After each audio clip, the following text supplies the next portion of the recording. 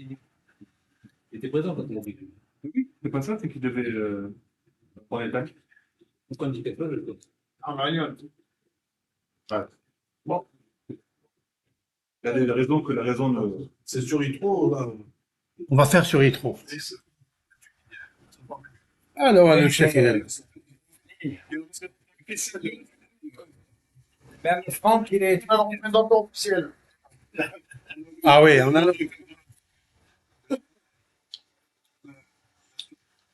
On va parler de Yitro, bien sûr.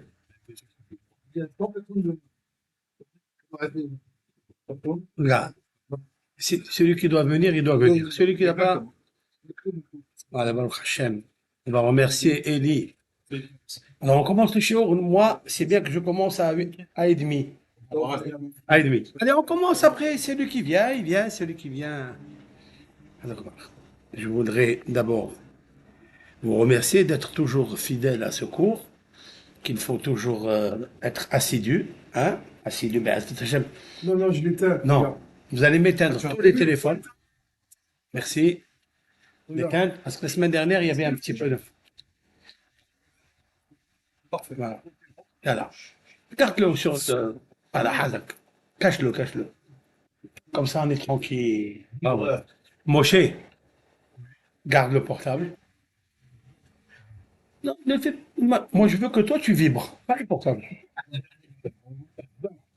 Pourquoi tu veux que le portable, il veut t'emporter tellement que tu sois transportable sur le portable afin que tu sois notable, hein, et tu seras tout à l'heure à notable. Le cours, il prend un peu, vous savez, même si on commence un peu, pas grave, on termine un peu avant, c'est pas grave. L'essentiel, c'est que... Ben, Hazat Hashem. Allez, Hazak au Baour pour les dames qui viennent toujours maintenant, ils sont habitués. Voilà. Merci pour ce sont des dames de la Kila, c'est très bien, Baruch Hashem. Super. Alors, on commence et on attend celui qui vient après. Ce soir, c'est un peu particulier. Nous allons parler, bien sûr, de la section de Yitro. Quelle est l'importance de Yitro? Qu'est-ce qu'il a fait? Pourquoi il y a une paracha que même Moshe n'a pas mérité d'avoir, au nom de Moshe. Il y a une paracha au nom de Moshe? Non. Aaron, il y a? Non plus. Alors, pourquoi Yitro? On parle de ça. On va remercier Eli Madar. Eli Madar qui nous chante tous les mercredis. Hachem. Et on va le remercier spécialement parce qu'il a organisé ce soir, après le cours, la Seouda de Yitro. Alors, il paraît. Et on le remercie. Non, mais je vais lui demander quelque chose devant tout le monde. Je vais demander à tout le monde pourquoi il fait cette Seouda depuis longtemps.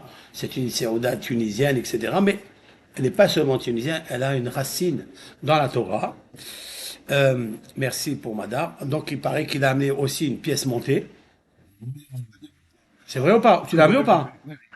Il a amené une pièce montée. En attendant, moi je vais faire une montée de pièces ici.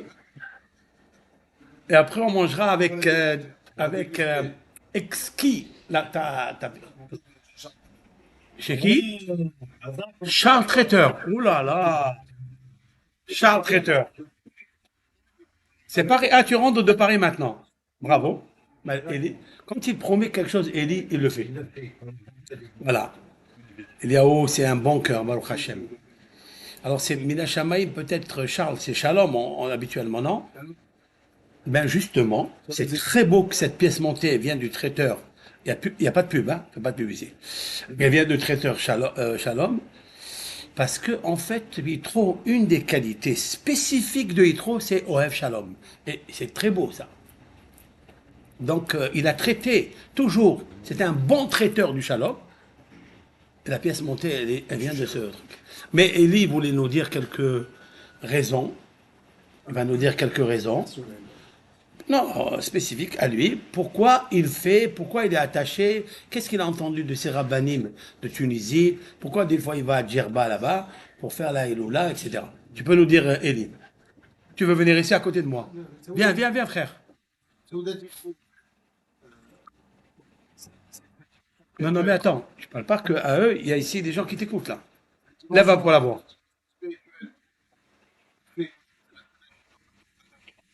L'I3 avait organisé le Séouda pour plusieurs raisons. La première raison, c'est bien sûr le don de la Torah. Il a invité, il a fait le Kahidro, Ola Ozdahim, l'Elohim. Après, il a fait un sacrifice pour Hachem. Il a invité Aaron et les aînés Israël et les anciens pour. Il les a invités à la Séouda qu'il a organisée. Qui a fait ça, Yitro? Il a invité Aaron à Cohen et les anciens pour participer à la Séouda qu'il a organisée quand il a entendu tous les miracles qu'il y a eu dans le désert et Matan Torah. C'est la première raison. Deuxième raison. Donc, d'après toi, Yitro, il fait partie de ceux qui sont des rabbins qui pensent, du Moyen-Âge, qui pensent que Yitro a reçu lui aussi la Torah. Et pour remercier Hachem, Non, non, mais ça veut dire qu'il a reçu aussi. Il était dans Matan Torah. Ça n'est pas tout le monde qui pense comme ça, mais c'est très beau. Il les a rejoints et il a Yitro. Donc, qui est Yitro d'abord? Parce que les auditeurs et les chatteurs. Le sang de Moshe. Le genre, L'hôtel Moshe. le beau-père. Mais Yitro, qui il était à l'origine? C'était un cardinal, c'était le Afafiour. C'est comme le grand prêtre. Ça veut dire un homme qui ne connaissait pas Dieu unique. Il connaissait plusieurs dualités. Il connaissait plusieurs pouvoirs. Et il a servi tous les pouvoirs, toutes les déesses, il a servi le soleil, etc., etc. Et puis après, il s'est rangé vers un unique Dieu. Nous allons parler de ça. Ok? Ça a été le premier des convertis que Hachem a reçu dans le peuple d'Israël. Et il a demandé à Moshe Rabbeinu de s'occuper de lui personnellement. Pas parce qu'il était sans gendre. Non, parce qu'il mérite de se rapprocher, d'être rapproché de Dieu. Parce qu'il a mérité. Je vais expliquer ça après. Donc, ça c'est. Donc, il a fait une grande séouda. Il a fait séouda. Il a voulu se convertir.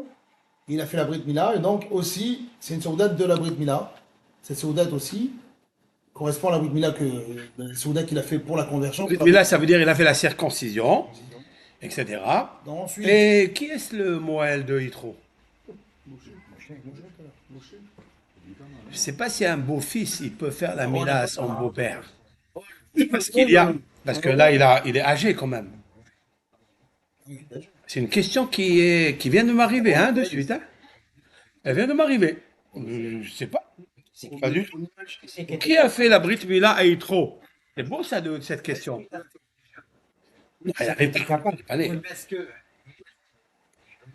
Il lui a fait. Mais qui a fait? Peut-être. Nous pouvons demander ça après. Donc, il a fait la réception de la Torah, il a fait la conversion. il a fait le sacrifice pour Hachem avec Aaron et les Hachem. Donc, c'est une Seudat Odaya. En fait, c'est une Seudat de remerciement à Hachem. Seudat Yitro. Donc, en Tunisie, c'est une dimension très spéciale. Mais là, ça veut dire, en fait, il a fait la Séouda, il a fait le repas, il a fait des sacrifices d'Holocauste, puis rémunératoire. Pour remercier quoi? Pour remercier que lui s'est converti? Pour remercier que le peuple d'Israël et lui, ils ont reçu la Torah? Ou il a remercié parce que on doit remercier Dieu et faire une séouda quand on finit une masechet, par exemple, quand on finit une étude de Talmud, oui, on fait une séouda. Pourquoi? Parce que nous avons commencé quelque chose, nous avons terminé quelque chose, ça s'appelle Shlomah, Shlemuta Shel Torah. Ça veut dire, on a terminé quelque chose. Très important de commencer quelque chose et de terminer quelque chose. Il y a une joie énorme. Vous savez que beaucoup de travaux, beaucoup de projets commencent, mais ils ne terminent pas. On n'a pas de joie quand ils ne terminent pas. On a la joie. Donc on va dire ça après. Donc il y a deux raisons. Il me manque deux encore. Aujourd'hui, en Tunisie depuis des siècles, mis à part la dimension spirituelle qui est très importante, les Tunisiens en fait ils ont partagé cette joie justement. Ils ont fait une séouda de reconnaissance envers Hachem, Séouda Odaya, puisqu'en 1785. 1785. En 5545. Oui. Il y avait une épidémie de diphtérie en Tunisie et qui a touché les petits garçons. Une très grosse épidémie qui a duré des mois. Et si vous voulez, en Tunisie, selon la paracha Yitro, pendant la semaine de la ça s'est arrêté. Ils ont mangé il y a un ami qui a réveillé, ils font une soupe avec des pigeons, soupe aux pigeons, et les enfants ont mangé soupe pigeons et ont guéri pendant la semaine. Donc, pour remercier Hachem, reconnaissance à Hachem, on fait une Souda d'Adaya, Souda Titro, et là, c'est très important parce qu'on invite tous les petits garçons à venir au Koteb. Le Koteb, c'est le Heder européen. Pour cette raison, ça m'intéresse et je vous pose la question à tous. Pourquoi il y avait une épidémie par rapport aux petits-enfants? Elle a touché les petits garçons. Il y a eu Mais beaucoup pourquoi? d'épidémies. Mais pourquoi? C'est pas vraiment. Très bien, j'ai une réponse pour ça. Parce qu'en fait, lorsque Dieu il a donné la Torah, il a demandé des garants. C'est pas mon cours encore, mais on travaille ensemble. Il a demandé, apportez-moi les garants qui vont observer cette Torah. Alors, les bénis Israël, ils ont dit, Abraham. Il dit, non, Abraham, non, ne peut pas être un garant. Abraham, le père du monothéisme, il dit, non, il ne peut pas. Ils ont demandé à Isaac, il a dit, non. Yaakov, non. Ils ont dit, les enfants, les petits. Il a dit à Kadbrou, d'accord. C'est chez Nehema. Alors, on apporte toujours une traçabilité. Mipi Yonkim Yesataos. Mipi Olelim Yonkim Yesataos. De la bouche des enfants qui ont une haleine innocente, ils n'ont pas de faute. Yesadta, tu as fondé Oz. Oz, c'est la puissance. En Oz et la Torah. Chez Nehemar, Adonai Oz le Amo Iten, Adonai Varech et Amo Bashalom. Dieu, il a donné la Torah qui s'appelle la puissance. Il a amené la paix. Chaque fois qu'on mentionne les enfants, parce qu'ils ont, si quelqu'un doit investir, quand il y a des épidémies, quand quelqu'un, par exemple, il a un projet à faire, et il veut que son projet marche, il faut toujours donner la tzedaka aux Gan, aux enfants Tashbar. Tashbar, ce sont Tinokot Shelbet Rabban. Tinokot Shelbet Rabban, c'est eux qui, c'est ces enfants qui sont purs de péché, qui annulent toutes les Gezerot. Comme c'est marqué, Issachar Hamor Garem. Issachar, c'est quoi Issachar? C'est le fils de Léa. Hamor Garem. Hamor, c'est quoi Hamor? Un âne. Garem, c'est quoi Garem? Musclé. Qui sont les enfants qui sont des ânes musclés? Ce sont les petits. Garem, c'est les initiales, disent nos sages. Gezerot, Raot, Mevatelot. Gezerot, des décrets mauvais, ils annulent. C'est beau ça. Donc les enfants peuvent annuler tout. Donc aujourd'hui, on va profiter de la pièce montée qui est quelque chose de magnifique, non? Hein? On va arriver. Pourquoi? Parce qu'il est en train de monter une pièce montée avec des raisons. Alors, après. Dans le livre de Al-Aqdas, bon, qui précise que. C'est qui Rabbi David Sidbon? Ah, parce que tu trouves dans un bon site. Et lui, il parle de beaucoup de minagim de Tunis, mais il précise que le minag de la Souda Titro est très important, c'est un des plus importants par rapport à l'épidémie qu'il y a eu, et par rapport au fait que les enfants, justement, donc, pour remercier Hachem par rapport au fait qu'il a guéri les enfants, on les amène le jeudi qui précède Yitro, au Koteb, tous les enfants du Koteb, du Cheder, on les amène un par un, il fait une dracha sur la paracha, il récite les 10 commandements par cœur. Waouh! C'est ce qu'il faisait Rabbi Msah Mazouz à Tunis. Minag Tunis. Le Kotel, c'est vraiment un bon site. Hein. Ah, qui les amène là-bas, c'est magnifique. Rabbi Msah Mazouz, le père de Tunis déjà, il réunissait tous les enfants du Kotel. Il leur fait une très grande séouda. Chacun récitait, chacun une drache Torah, une var Torah. Il récitait la serre d'Ivrot et une très grande séouda avec les gâteaux, tout ça pour remercier les enfants. C'est magnifique. Les friandises, tout ça. Et Rabbi Bougit Saad, on a parlé, le faisait aussi à l'Aïcheva de la Gigi. Il réunissait tous les enfants, je crois, Rabbi La rue Curiel. La rue Curiel à Paris. C'est ce minag. Donc c'est une Souda Todaya par rapport à Hachem. Et bien sûr, à partir de cet après-midi à Minha, on ne fait plus Tahanoun. Chez les Géonim de Tunis, c'est instauré qu'on ne fait plus Tahanoun à partir de Minha cet après-midi. Tahanoun, ça veut dire on ne fait pas les supplications. Le bidouille, jusqu'à demain toute la journée, bien sûr. Et dans le sud de la Tunisie, il prolonge vendredi. C'est magnifique, c'est extraordinaire. C'est très beau, c'est bien.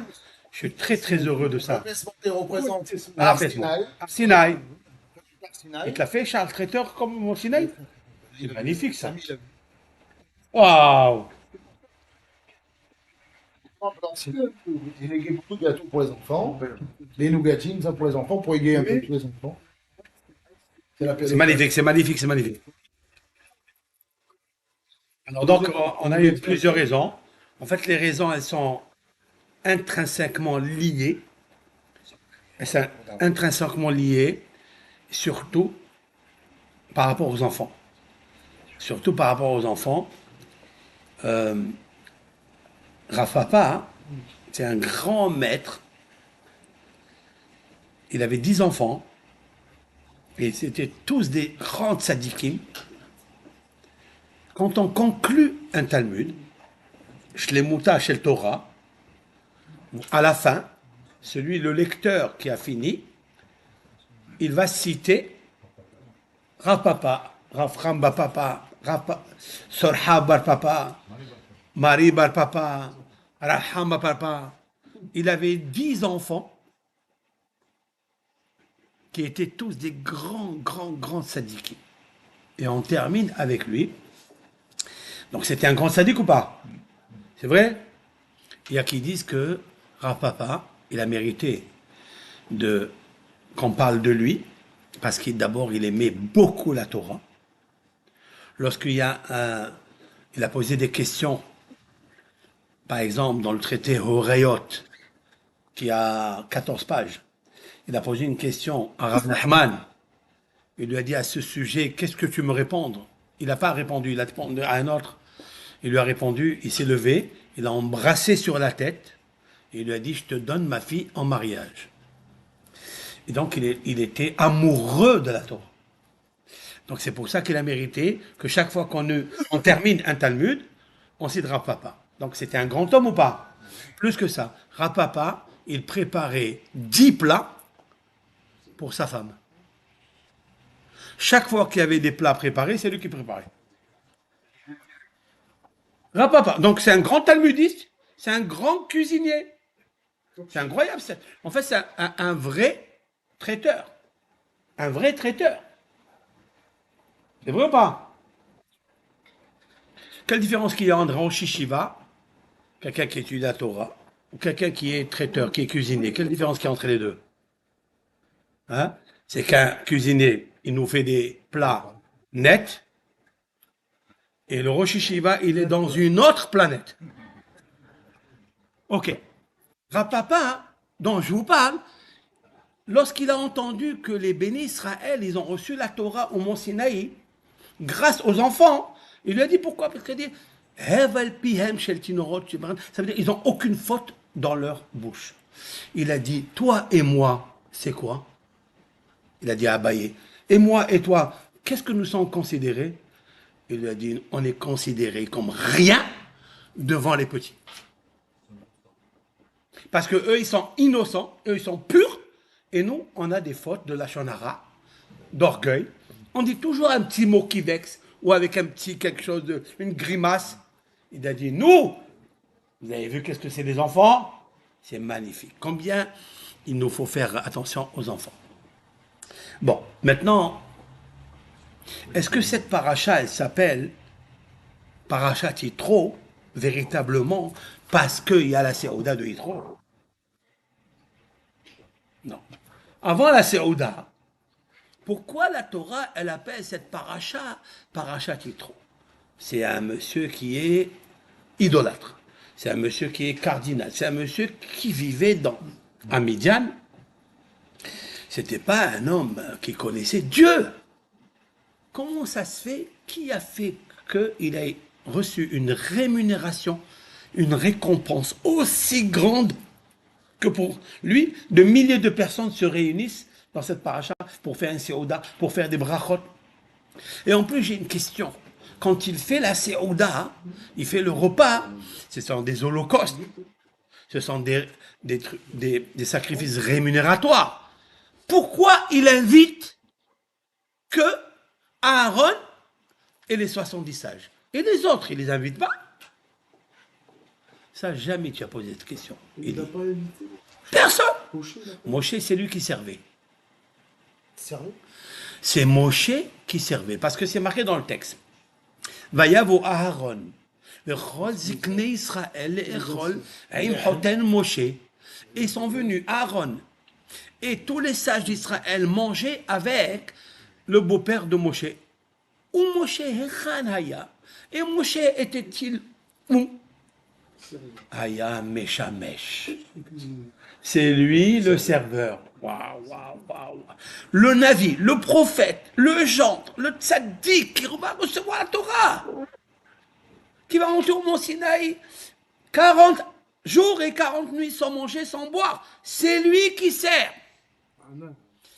Et nos sages de dire que celui qui sert, il est plus grand que tous. Matsinu Gadol chez Shimesh. Nous trouvons celui qui est grand, il sert. Un homme, il n'est pas grand parce qu'il fait des grandes choses. Il est grand parce qu'il rend les petites choses grandes. Ça, c'est une parole de qui? Rav Chaim Shmulevitch. Rav Chaim Shmulevitch, il dit que le grand homme, c'est pas celui qui fait des grandes choses, des grands projets, des grands yeshivot. Non! C'est celui qui rend les petites, comme l'agneau. Vous connaissez là, c'est l'agneau qui a fui, que Moshe Rabbeinu, il est parti le chercher, il l'a pris sur son épaule, il l'a ramené, il lui a dit, ah, tu as eu pitié de ma créature, alors c'est toi qui vas diriger les agneaux, mes agneaux. C'est pas quelqu'un qui fait des grandes choses. Non, c'est celui qui fait des petites, il les rend grands. Tu voulais dire quoi? Oui, j'étais très jeune. En Israël, des Beaucaire. Je voulais voir le Ben Gurion, Premier ministre. Je rentre dans la cuisine, c'était lui qui faisait le lavage. Il avait la vaisselle du kibbutz, Premier ministre. Je l'ai vu de mes propres C'est yeux. magnifique. D'où il a appris? De Moshe Rabbeinu. Moshe Rabbeinu lui-même, il s'occupe. Meshamesh. Alors, il y avait une fois, Des Beaucaire. je vais arriver à Yitro. Je vais arriver à Yitro. Après, je reviens vers toi, à Yitro. On va maintenant se concentrer sur comment monter la pièce. Hein? Comment on va monter la pièce. Vous savez que il y avait un rave qui s'appelle Abaye. Abaye, c'est un rabbin du Talmud. Abaye, lorsque sa mère est tombée enceinte de lui, son père, il est mort. Et lorsqu'elle l'a accouché, elle est morte. Donc il est resté veuve de père et de orphelin. Maintenant, Abaye, il a été reçu par un rave qui s'appelle Rabba. Rabba, c'est le maître de Abaye de Rava, de Rabbin, et il s'appelle Rav Nachman. Et lorsque Abaye, il entendait, écoutez ça, il entendait qu'il y avait des rabbins de la yeshiva qui terminaient un Talmud. Ouais, ils terminaient Masechet Berachot, mais ça, il faisait une séouda, lui. Lui-même faisait une séouda. C'est magnifique, ça. C'est lui-même qui faisait une séouda. Alors j'ai me posé la question, mais pourquoi il n'y a que lui qui a été habitué à faire une séouda à Baye? Pourquoi? Je me suis intéressé, j'ai fouillé un peu dans les livres, j'ai trouvé que le Harizal, donc le Harizal, à Kadosh, il a dit que il est comme Yitro. Écoutez ça, c'est très puissant ce qui est marqué ici. Que Abaye, il est la même configuration dimensionnelle de l'âme de Yitro. Abaye, c'est un juif. Il est né d'un tzaddik. Il n'y a pas une page de Talmud où il n'y a pas Abaye Verava. Oui? Il dit non, il a la même dimension que Yitro. Pourquoi? Yitro, il était converti. Quand quelqu'un il est converti à Dieu, il se déracine de papa et de maman. Puisqu'il n'est plus dans la filiation de ce qu'on appelle goïm, c'est-à-dire des non-juifs. Puisque les non-juifs, ils ont les lois noahiques. Maintenant que Yitro, il sort de là, puisqu'il accepte d'être dans le judaïsme, d'accepter toute la Torah entière, donc il devient orphelin de son père, de sa mère. Vous me suivez? Abaye, il est orphelin de son père et de sa mère. Il dit, Abaye, mais il est juif, oui, mais il dit, je veux faire comme Yitro. Même que je suis orphelin de père et de mère, mais j'ai un autre père et une autre mère. j'ai mon Père du ciel qui est mon seul repère, jamais commettre des impairs, mais des fois il a une paire de conseils, c'est sa mère. Que quand il est amer, il plonge dans la mer, c'est-à-dire la Shekhina.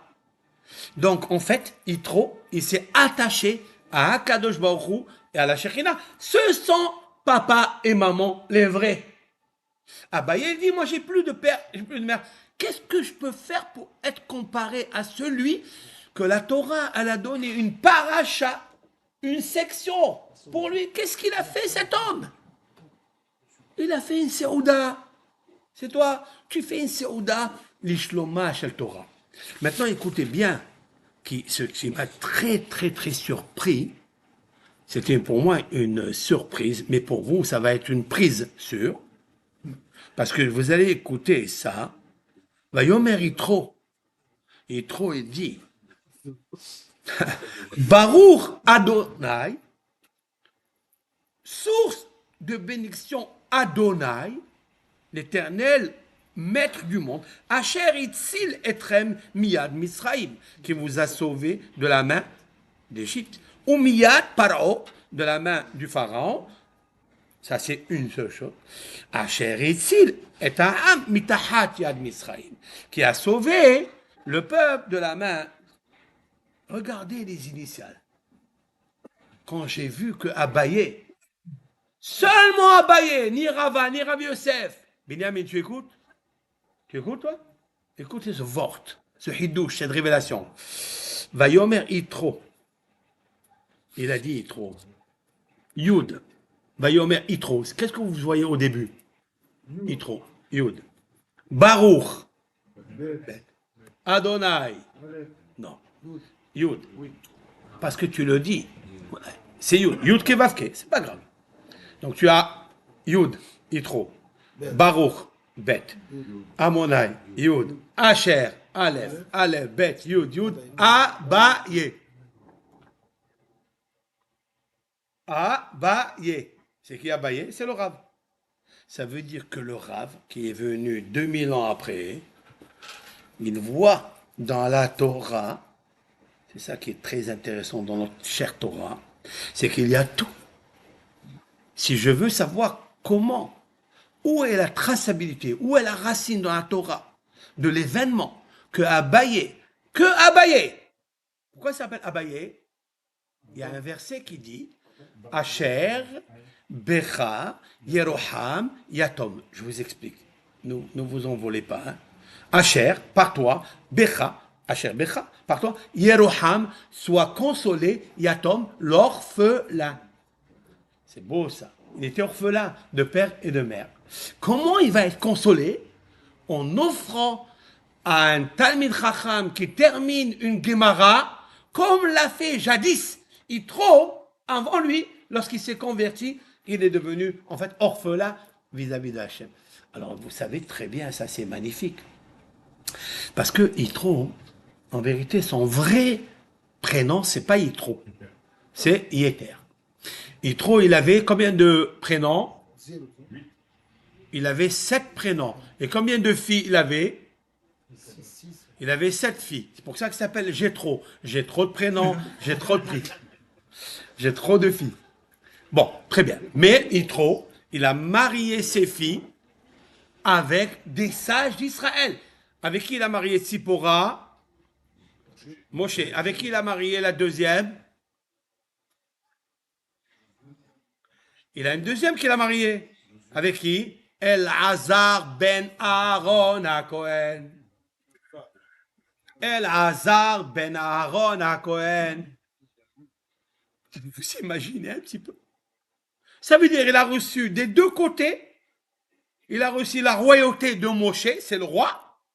Et il a reçu la prêtrise de la part d'Aaron. Donc il avait la Torah et la paix. Aaron, c'est la colonne vertébrale de la paix. Et il a reçu la royauté de Moshe. Alors ma question, elle est encore triple. Pourquoi?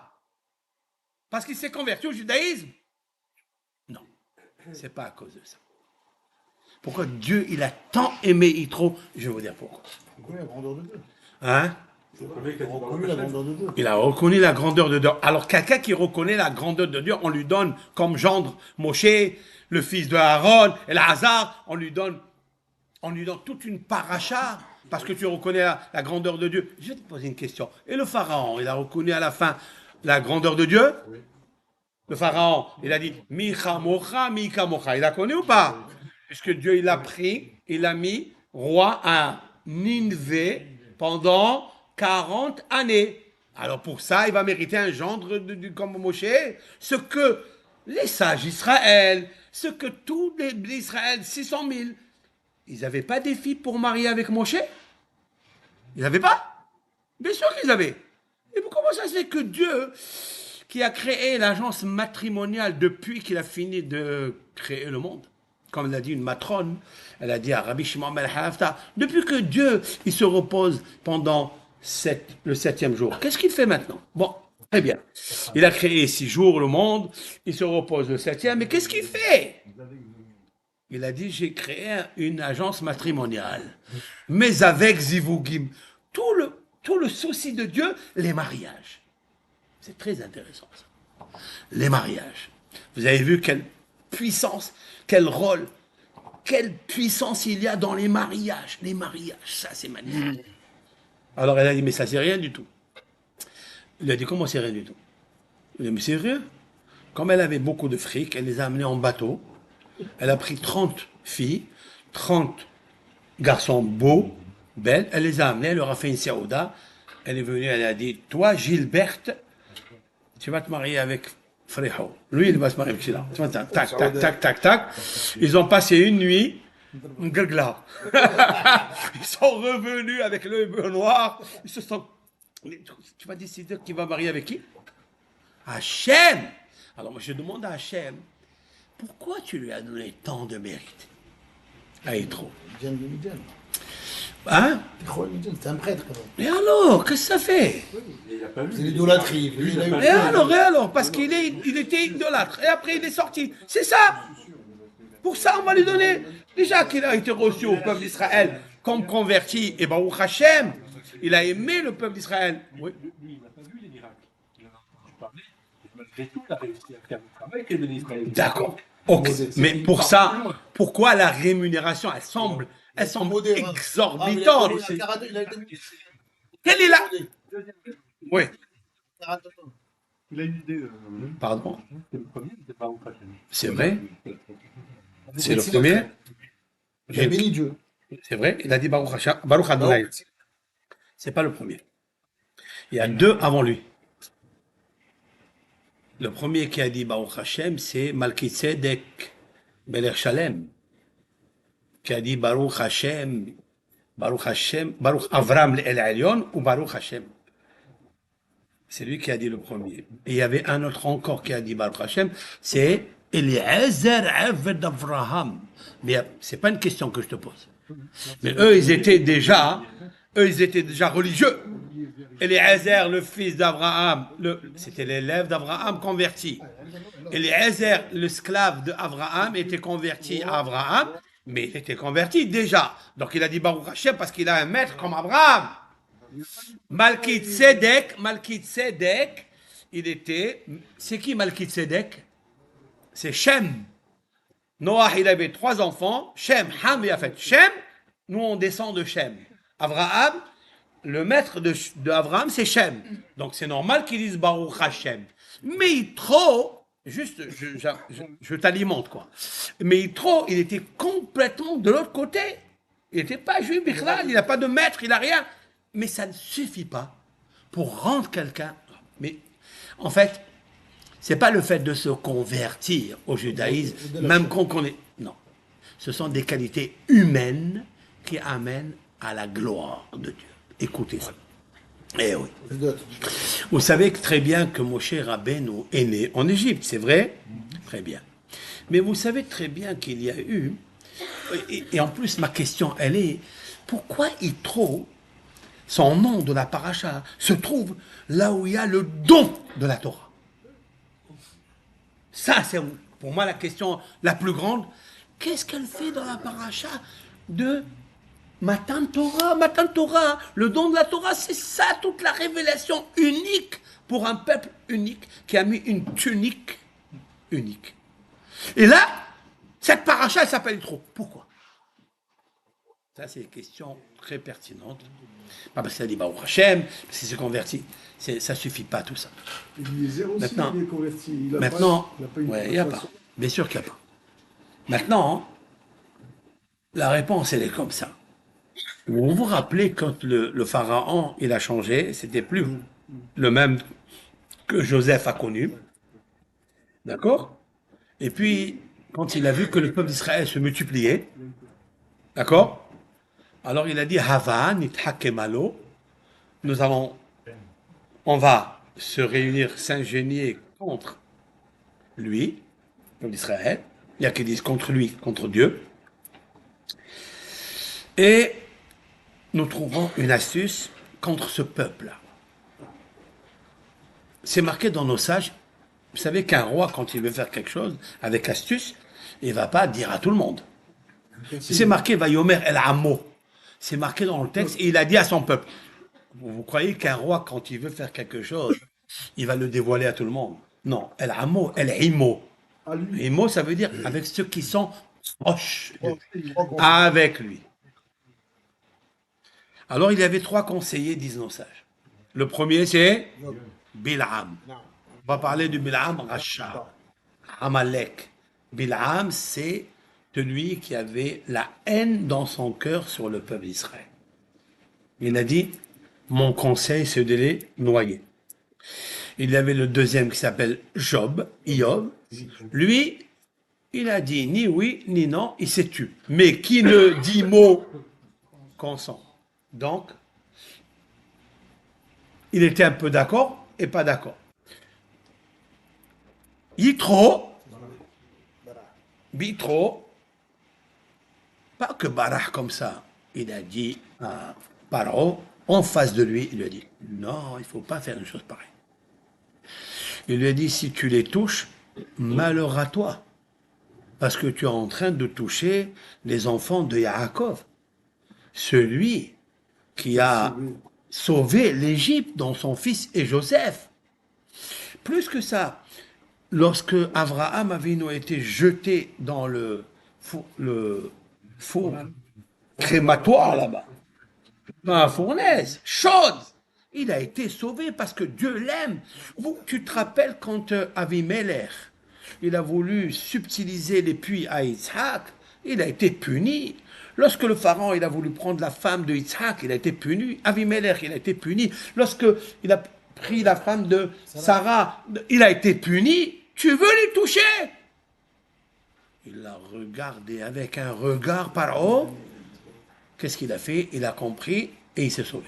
Barah, c'est marqué, c'est sauvé. Et alors, c'est marqué dans le texte, dans le Talmud, parce qu'il s'est sauvé, écoutez, il a mérité que ses petits-enfants étudiaient la Dayanout, c'est-à-dire le tribunal, les lois de droit, dans l'Ishkat Agazit.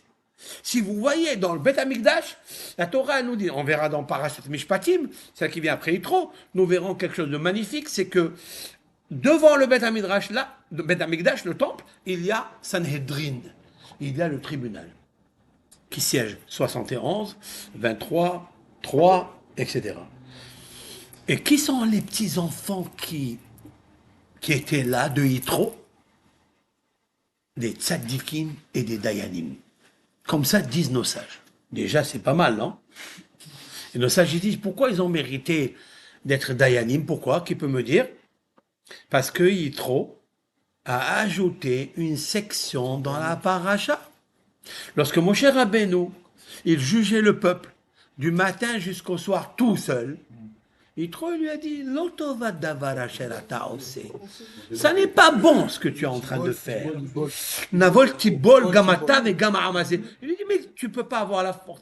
On aurait pu penser que Yitro, il avait un intérêt parce que sa fille, elle est mariée avec lui. Donc s'il reste toute la journée là-bas, donc il va l'abandonner. C'est vrai. Donc il a intéressé à lui dire, hey, rentre chez toi, va t'occuper de ma fille. Mais jamais il aurait osé parler comme ça avec Moshe. Il lui dit juste, c'est dommage, c'est pas kavod, écoutez ça, c'est pas kavod, c'est pas honneur que les gens ils t'attendent. Imaginez que moi je reçois par exemple 100 000 personnes et moi seul, je suis en train de juger ce couple. Je suis en train de leur dire un conseil. Qu'est-ce qui se passe à l'extérieur? Ils sont en train d'attendre. C'est pas kavod à Biriot. Ça n'est pas l'honneur des créatures de les laisser comme ça en train d'attendre.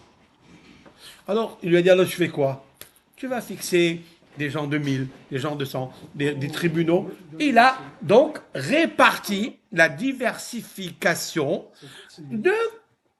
Ça s'appelle Etsat Yitro. Avant, il s'appelle Yeter, il s'appelle Yeter. Comme ça. Mais on lui a ajouté un Vav, Yitro, parce que le Vav, c'est le Vav de conjonction, de coordination. Comme il a fait une coordination avec Moshe, et la Torah entière, quand est-ce qu'elle est donnée la Torah au Mont Sinaï? À quel mois? Le 6 Sivan. C'est-à-dire le 6, le Vav, c'est Yitro.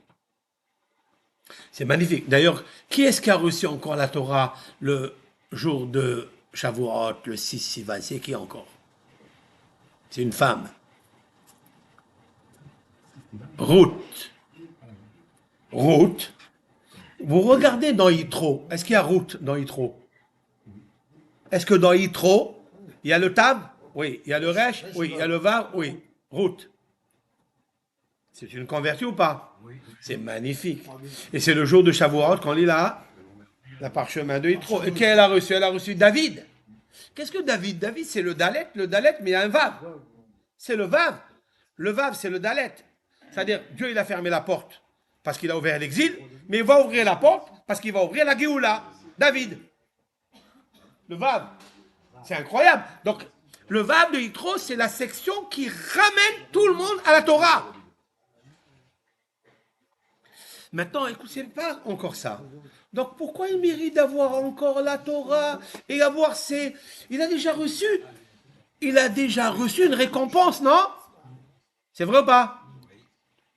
Ok. Pour répondre à la question de Yitro, bon, c'est quelqu'un qui aimait la paix. On voit qu'il était humain, il n'a pas voulu toucher, mais c'est pas pour ça qu'il s'est converti. Il s'est pas encore converti. Vous avez vu? Ça veut dire qu'il était humain, mais il est resté toujours avec son idéologie, avec sa philosophie, avec le dualisme. D'accord? 2 pouvoirs, 4 pouvoirs. Il est resté encore dans la Avodah Zara, dans l'idolâtrie. Il ne s'est pas encore converti.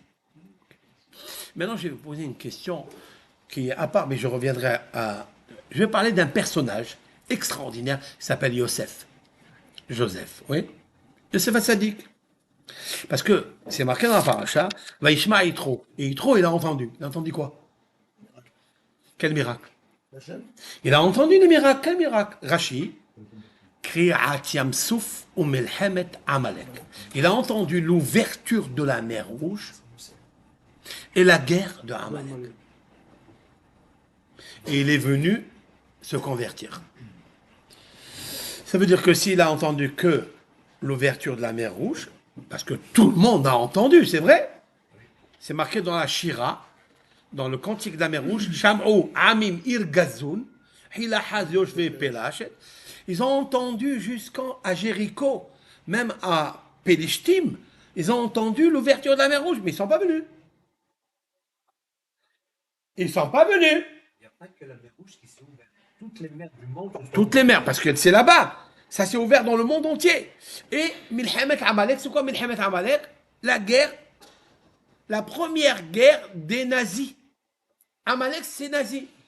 Comme moi, le peuple d'Israël, il sort d'Égypte, et eux, ils sont venus, ils ont commencé à combattre, ils ont commencé à se battre avec lui. Vous savez combien de juifs ils sont morts là-bas? Qu'est-ce qu'il aurait dû dire, Yitro? Pourquoi je veux venir? C'est le moment de venir se convertir? Quand c'est le peuple d'Israël, il est en train de faire la guerre, il a perdu beaucoup de ses soldats, il est venu quand même se convertir. Vous comprenez? Très bien. Maintenant, Yitro, c'est pas encore ça qui l'a ramené. Non. Maintenant, la mer, elle s'est ouverte, c'est vrai? Vous savez que la mer, elle s'est ouverte. Hara, on le dit dans la prière. Ha-yam, la mer. Ra'a, elle a vu. Vayanos, elle a fui. la mer Rouge, elle a vu et elle a fui. Elle a vu qui? Elle ne voulait pas s'ouvrir. Rabbi. Elle ne voulait pas s'ouvrir. Mais qu'est-ce qu'elle a vu? Qui elle a vu la mer pour s'ouvrir? Le cercueil de Yosef. Oula. Yosef Hassadik, Moshe Rabbeinu, il a eu l'astuce parce que Yosef, il lui a demandé de ramener le cercueil à Be'achat Marpella en Israël. Et Moshe Rabbeinu, il l'a pris. Mais il a très bien fait. Il avait une autre idée, Moshe. C'est quoi? C'est que la mer n'aurait pas pu s'ouvrir s'il n'y avait pas le cercueil de Yosef. Maintenant, pourquoi? Quand elle a vu le cercueil de Yosef, elle a fui. Pourquoi? Disent nos sages, écoutez ce cours, 5 minutes. Disent nos sages, on va dévoiler un secret énorme pour la vie. Pour la vie, je vous dis. Pour la vie. Quoi? Comment réussir? Comment recevoir des rémunérations de Dieu? Comment? C'est que Yosef Hassadik, quand la femme de Potiphar, elle a demandé de commercer avec elle, il était seul dans la chambre. Elle lui a dit ceci, je te donnerai ça, lève tes yeux, regarde-moi. Alors lui, il a baissé ses yeux, elle a pris un piquet en fer, elle lui a mis sur son menton ici. Il dit, regarde-moi, elle lui a dit, Zokef Kefoufim. Toi, tu veux me rabaisser, c'est Dieu qui m'amènera. Elle lui a dit, je te fais rentrer en prison. Elle lui a dit, je serai avec Dieu en prison. Il lui a dit toutes sortes de manipulations. Il n'a pas branché. Mais, quand elle lui a dit, va te passer au bébigdo, elle a attrapé dans son vêtement. Maintenant, quand elle attrape dans son vêtement, il va faire quoi, Yosef? C'est sauvé. Lui donner une gifle. Il lui donner une claque. C'est ce qu'il demande Nahmanide. Il dit, quelqu'un, il veut créer l'agression. Qu'est-ce que tu fais? Ben, tu lui donnes une gifle, tu te sépares d'elle. Ben, il y a Azov Bigdo Biyada. Il a fait. Hop, il a enlevé le vêtement. Ouais, je vais l'enlever. Je vais enlever le vêtement pour m'investir. Attends. Donc, elle avait le vêtement, il lui a laissé. Elle a après le vêtement, elle a fait. Elle a embrassé 10 fois le vêtement. Parce que elle sait que Yosef, c'est un... Elle a embrassé le vêtement 10 fois. Il lui a laissé dans ses mains. Mais en lui laissant dans les mains, il se met en danger. Parce que, à cause de ça, elle va trouver l'argumentation de dire à son mari, regarde le vêtement d'ailleurs, je lui ai arraché. Elle peut lui raconter n'importe quoi. Yosef, il n'a pas eu peur. Vayanos, vayetse, ahutsa. Et Yosef, il se sauve et il sort à l'extérieur. Ça veut dire qu'il se sauve. Il aurait pu rester dans la maison. Sûrement qu'elle avait au moins 2000 mètres carrés de salle à manger. Et lui, il aurait pu tourner autour de la table. Il dit non. Vayetse, ahutsa. Il se sauve et il sort à l'extérieur Il sort à l'extérieur. Et grâce à ça... Non, attends. Grâce à ça, oui, il est entré en prison, peu importe. Grâce à ça, lorsque la mer Rouge, elle a vu le cercueil, elle a dit, Hayam Ra'a, Vayanos. C'est quoi Vayanos? C'est sauvé. Parce que lui aussi, Vayanos, ça. Mida, Kenegen Mida. Mesure, il y a un miroir universel dans le monde. Ce que vous faites, vous le recevez. Le bien ou l'inverse. Ce que vous faites. Ne vous en faites pas. Ce que vous faites, ce que vous donnez, vous le recevez. Yosef, il s'est sauvé et la mer, elle s'est ouverte pour lui. Grâce à lui, le peuple d'Israël est sauvé. Maintenant, il y a une grosse question de Rabbi Chaim Shmulevitch. Une question fabuleuse. Mais Yosef, il a été déjà récompensé. Lorsque le pharaon, il l'a pris, il lui a mis sa bague dans la main. C'est marqué pourquoi il lui a mis la main dans la bague dans la main, pourquoi? Parce que la main qui n'a pas touché la femme de Potiphar, la main qui n'a pas touché la Avera, mesure pour mesure, il prend la bague et il devient le roi. Le collier qui n'a pas tendu son cou pour la femme de Potiphar, il lui a mis le collier en zahab, en or. La bouche qui n'a pas embrassé la femme de Potiphar, alors c'est elle qui va dicter toutes les ordonnances pour l'Égypte. Parce que le pharaon, il dit, ils sont venus chez lui, ils lui ont dit, il faut faire la mila. Tout ce qu'il vous dit, Yosef, vous le faites. Pourquoi il mérite tant? Parce que cette bouche qui n'a pas embrassé, il a mérité le cadeau. Les pieds qui n'ont pas touché la... Il va monter sur le carrosse du roi. C'est magnifique. Il a déjà reçu sa récompense. Moshe, il a déjà reçu sa récompense. Alors pourquoi la Torah nous dit ici que grâce à ce que... Parce qu'il s'est sauvé, ça y est, on lui a donné déjà. Il n'a pas fait la vera, il s'est sauvé, on lui a donné. C'est une bonne question ou pas? Merveille. La réponse de Rab Chaim Shmulevitch, elle est unique et sublime en même temps. Quoi? C'est qu'en effet, il nous apprend un grand yesod. Vous savez, le portable, notre portable, il est allumé tout le temps. Quand on se lève le matin, la première des choses, on prend le portable, on dit « Modéani le fanecha ben Khalid ». Modéani le fanecha. Avant Modéani, je prends mon portable, je visite, je suis addict. C'est vrai ou pas? Qui a appelé? Bon, il y a qui oui, il y a qui non. Peu importe. Mais on est tous addicts. Et on est tout le temps. Si vous regardez dans la maison, on se dispute pour les chargeurs. Oui, il est mon chargeur, tu prends pas mon chargeur. Surtout si la femme, des fois, elle a des petits films qu'elle regarde ici et là. C'est très difficile. Vous savez qu'est-ce qu'il nous a appris Yosef? Jamais négocier avec la faute. Il aurait pu être avec la femme de Potiphar. Il lui dit, bon, écoute, on va négocier, on va... Ne fais pas ça. Moi, je veux pas, parce qu'il y a le bon Dieu, il y a ton mari. Là-bas, il serait tombé dans le piège. Qu'est-ce qu'il a fait? Il nous a appris Barah. C'est sauvé. Ça mérite une rémunération spéciale, que pour ça. Ça, de ne pas rester au contact du danger. Le danger, c'est de négocier avec la chose. Si quelqu'un, par exemple, chez nous, il veut faire une belle prière, si quelqu'un il veut que Hachem le rémunère dans tout, que la mer Rouge, elle s'ouvre pour lui. C'est quand il demande à Hachem de déchirer la xéra du cancer de telle juive, de telle personne qui a le cancer, il peut la déchirer. Il peut déchirer la... Pourquoi? Parce qu'il a déchiré son teva, sa nature. Il a dit, je ne touche plus à ça, je négocie plus, je te vois plus. Et 21? Et oui, la rémunération que sa main, elle n'a pas touché, ça c'est une chose. Ça c'est matériel que pour lui. Mais qu'est-ce que mérite le peuple d'Israël d'être sauvé et d'ouvrir une mer? C'est-à-dire contre-naturel, c'est de sauver. Parce que l'habitude de l'homme, c'est que toujours il dit, je suis fort. Je peux regarder ce film. Et quand il y aura des passages qui ne sont pas bien, je vais fermer les yeux.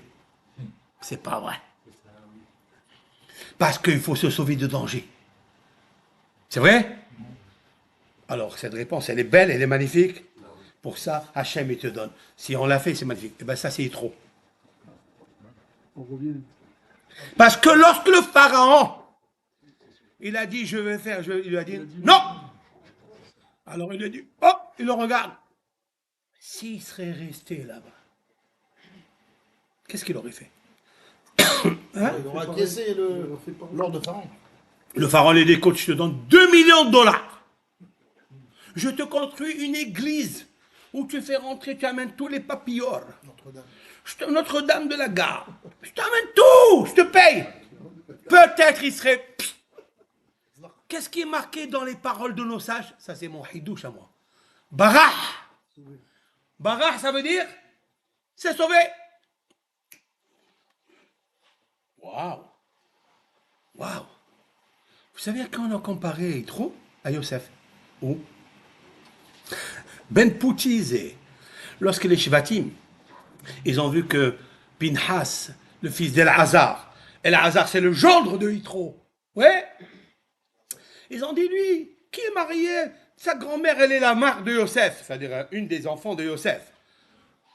Qu'est-ce qu'il a à voir Yosef avec? Il dit, Yitro, Pitem, Pouti, Pitem. Il a engraissé, d'accord, les veaux pour la Avodazara. Il les a engraissés. C'était un monsieur qui a engraissé des veaux parce qu'il dit, moi, les veaux, les petits veaux, ça vaut pas la peine de les offrir à la Avodazara. Il les a engraissés, il les a gavés. Il a gavé des veaux pour qu'ils paraissent plus graisseuses, ouais, pour les donner à la Avodah Zarah. Et pitem, le mot pitem c'est gavé. Mais pouti, pitou ça veut dire flatter.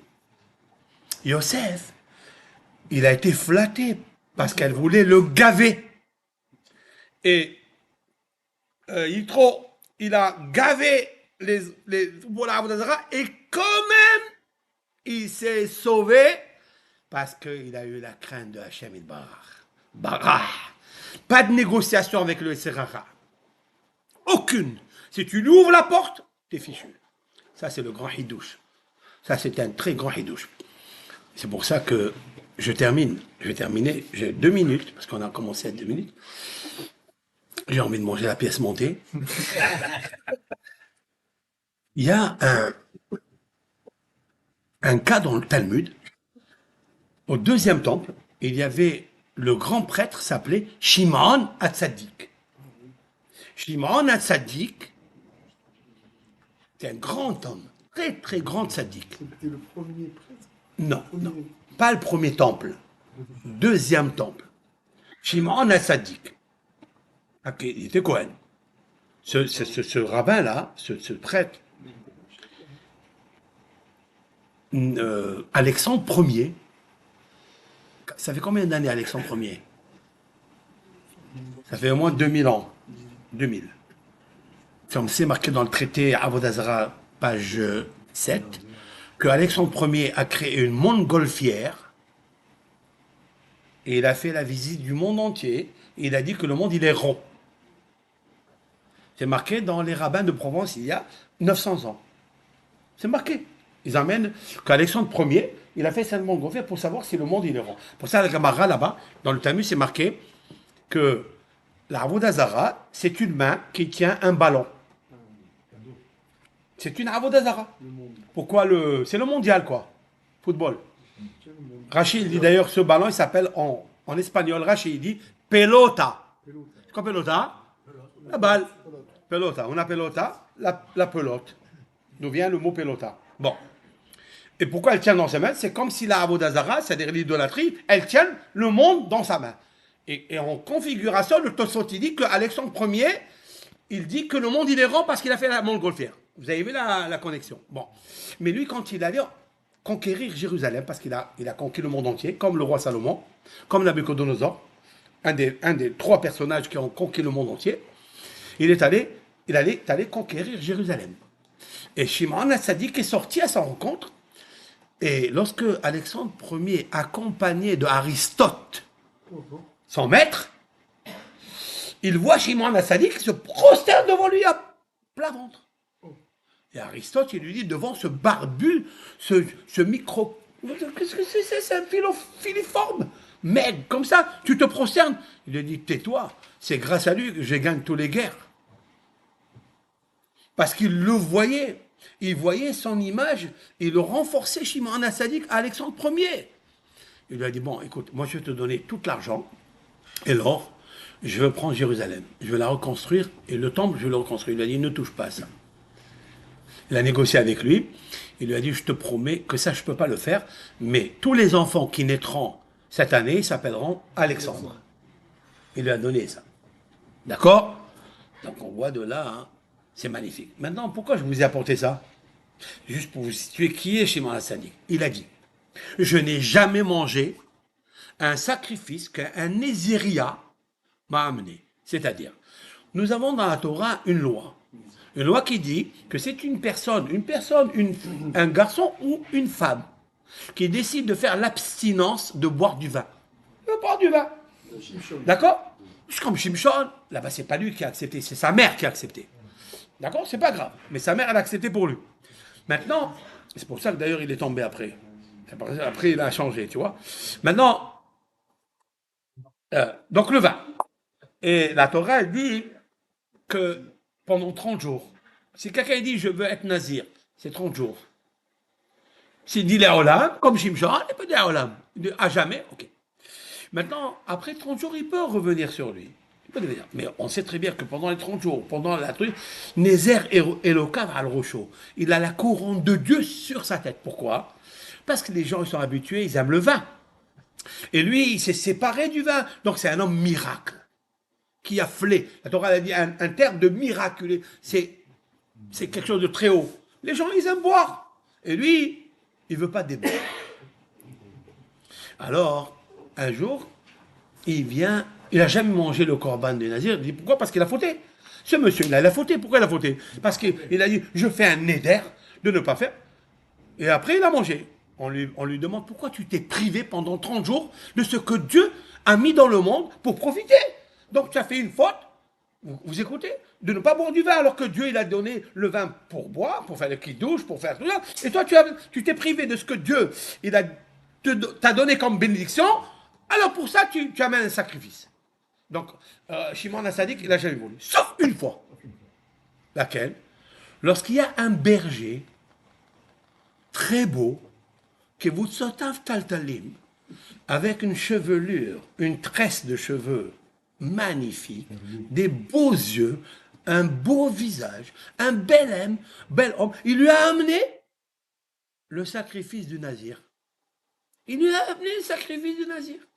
Qu'est-ce que c'est passé? Il lui dit, mais qui tu es?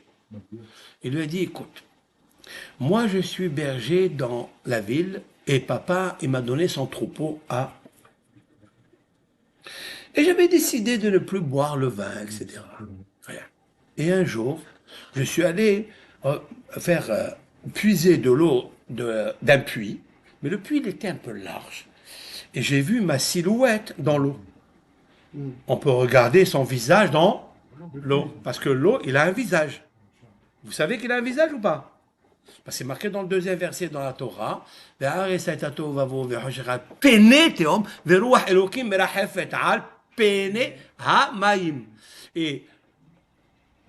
le Dieu planait sur la visa, on dit la surface. Enfin, c'est une face sûre. Quelle est la face sûre sur la surface? C'est le visage. Ok? Parce que grâce à l'eau d'ici, on peut regarder l'eau. C'est un visage. Et quand il voit l'eau, il voit qu'il est beau. Il voit qu'il est beau. Et le Serara a commencé à discuter avec lui. Il dit, comment tu es beau, mais tu vas avoir tous les Miss France, les Miss israéliennes, les Miss australiennes, les Miss. Il a commencé à le barbouiller. Il lui a dit, Racha! Il lui a dit au Serara qui négociait avec lui, il lui a dit, Racha, méchant, tu veux me sortir de mon monde de Olam Haba? Tu veux me pourrir ma vie dans ce monde? Je vais faire des péchés, et tu vas m'empêcher d'être dans le monde futur? Va-t'en! Et il a dit, Ha'avoda, ça veut dire, je jure que cette chevelure-là, plaque, je la coupe. Il a dit, Shimon HaTzadik. Hein?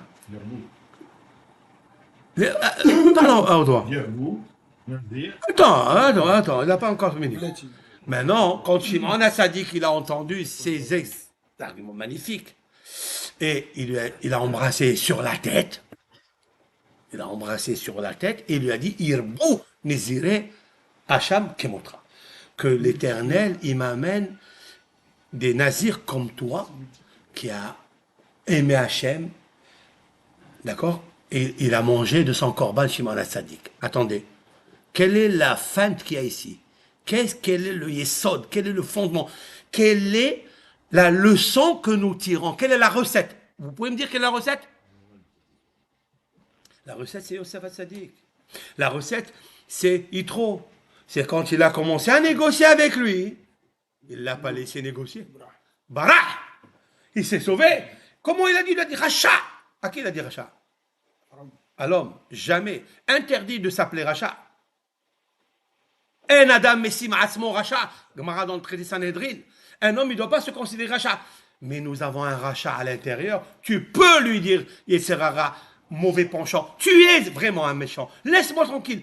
Donc, qu'est-ce qu'a vu Shimon HaTzadik? Le Yesod que nous venons de dire. Maintenant, vous savez, j'ai cherché et j'ai dit, mais c'est qui ce bel homme? Mais c'est qui cet homme, ce berger-là, qui a su combattre comme le Serra? Et il s'est sauvé en fait du Serra, parce qu'il ne faut pas négocier avec lui. C'est qui? C'est Joseph. C'est un Nitzutz, c'est une étincelle de Joseph qui s'est réincarné dans cet homme-là. C'est magnifique. C'est beau. En fait, Youssef, il était grand Richard ou pas? Il avait une grande abondance ou pas? Euh, Si on veut avoir une grande abondance comme Youssef, ministre des économies, il faut fuir le péché. Pas négocier avec lui. Ça y est. Si on négocie pas, on dit pas oui, le portable, je vais le prendre juste 5 minutes et après on verra. Khalli abou, hanak. Tu dis toi ou moi. Parce que dès que tu le prends, il t'amène dans des sites, il t'amène dans des sites, il t'amène dans des endroits et après tu peux plus le lâcher. Alors nous on veut dans cette période faire plaisir à Dieu. Faire plaisir, c'est pas se faire plaisir, c'est de se sauver du péché. Et avec ça, Be'azat Hashem, on bénit le Ham Israël, on bénit tout le monde.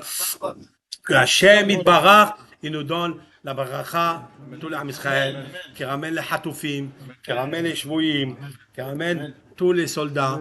Et nous associons, je vous dis quelque chose de très très important. On ne sait même pas ce qui se passe.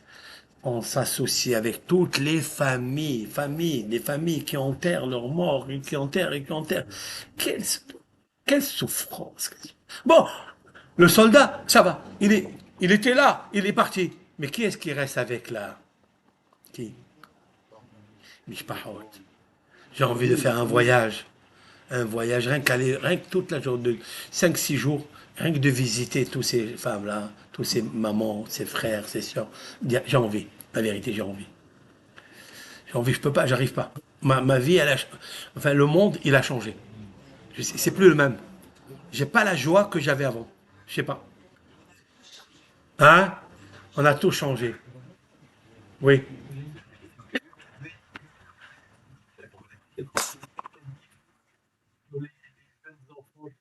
J'ai dit déjà. J'ai dit parce que c'est eux les enfants que grâce à eux, tu es venu je crois après, ils étaient garants devant Dieu pour leur donner la Torah. Pas Abraham, pas Isaac, Hachem n'a pas accepté la garantie des patriarches. Il a accepté, tu dis donne-moi mes enfants. Donne-moi ses enfants, il a dit on te les donne, il a dit d'accord. D'ailleurs vous voyez toujours, vous le remarquerez qu'avant Shavuot, je vais pas dire ici quelque chose de Hazve Shalom, pas bon, mais vous remarquerez, je suis un grand observateur, vous verrez toujours, enfin c'est une expérience, qu'avant Shavuot, avant l'acceptation de la Torah ou le don de la Torah, il y a beaucoup de petits-enfants qui décèdent. Oui. Beaucoup. Même en Israël, les Bahourim, il y avait à un certain moment des petits dans le Gan, des Bahourim. Pourquoi? Pourquoi avant Shavuot? Avant Shavuot. Pourquoi? Parce que Dieu il a dit, vous êtes garant et vous ne l'avez pas fait. Qu'est-ce que vous avez fait de vos enfants? Tu l'as amené à l'école Lagaï, tu l'as amené à l'école Zal, tu l'as amené là-bas, tu l'as amené là, tu l'as pas amené au Talmud Torah, tu l'as pas enseigné la Torah. Donc tu m'as promis ou pas? Comme ça, c'est marqué dans les Sfarim. Mais on le remarque. Donc, à nous, Be'ezat Hashem, grâce à cette Seouda Titro, et la deuxième, c'est les pigeons. L'hmam. Pourquoi l'hmam? Pourquoi? Ça, tu ne m'as pas répondu, madame. Ils m'ont dit sur le toit. Et toi, qu'est-ce que tu dis? Ben, c'est très simple, parce que la fille d'Itro s'appelle Tsipora, c'est un vrai pigeon. C'est un vrai oiseau. C'est un Tsipora. Est-ce que ça s'appelait Tsipora? C'est pas vrai. Où c'est marqué que ça s'appelle Tsipora? C'est marqué Tsipora, c'est mangé. En vérité, Hazak. Ouais, tu sais toi. La semaine dernière, j'ai dit? D'accord.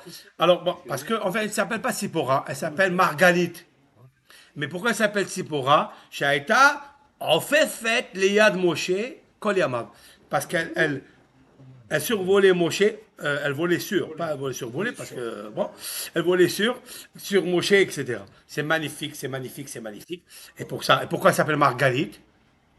Parce que Dieu, il a dit à Matan Torah, sculpte la pierre de diamant, ou la pierre de saphir, et tout ce qu'il tombe, les résidus, tu les prends pour toi. Donc, mon cher Rabbeinu s'est enrichi, et qu'est-ce qu'il a fait avec tout ça? Il a fait un collier Margalite à Tsipora. Il lui a offert ça. Voilà. Alors, les Kaddish. Yalla. Celui qui fait Kaddish. סליחה, אם בא להם תורה. Hazak ou Baruch, Hazak, Hazak. Amen.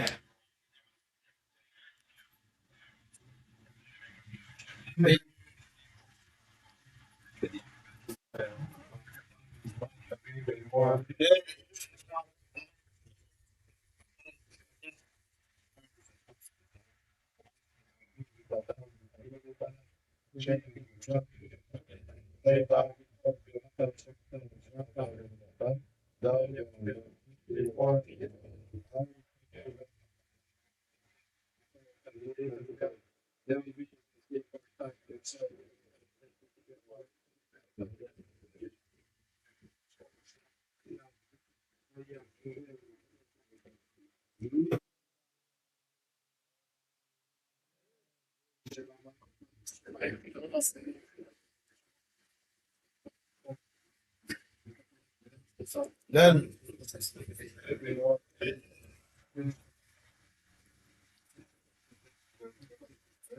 אמן.